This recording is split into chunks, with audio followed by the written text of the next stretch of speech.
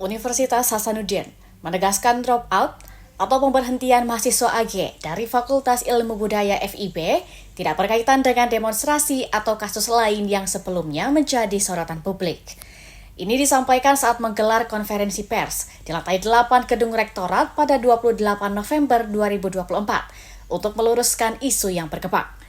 Kepala Bidang Hubungan Masyarakat, Humas Unhas, Dr. Ahmad Bahar STMSI, menegaskan bahwa keputusan dropout tersebut diambil berdasarkan pelanggaran yang dilakukan AG sesuai dengan kode etik mahasiswa Unhas.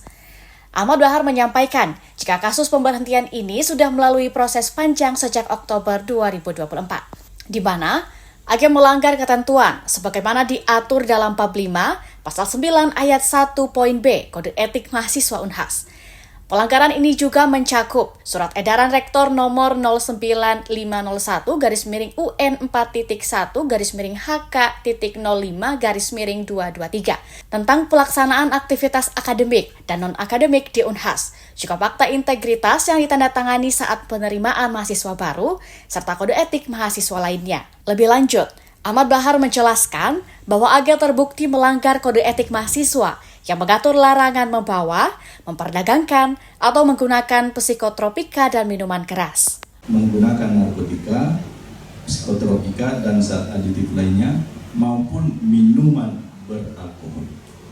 Ahmad Bahar juga menjelaskan bahwa proses yang dijalankan terhadap AG dilakukan bertahap, mulai dari teguran lisan, pemberian surat peringatan, hingga akhirnya dikeluarkan surat keputusan rektor nomor 13527/UN 4.1/Kep/2024 yang menetapkan pemberhentian. Ahmad Bahar menegaskan bahwa langkah tegas ini diambil untuk menjaga integritas dan tata tertib di lingkungan akademik Unhas. Rizka Fraja, Julkarnain, Unhas TV.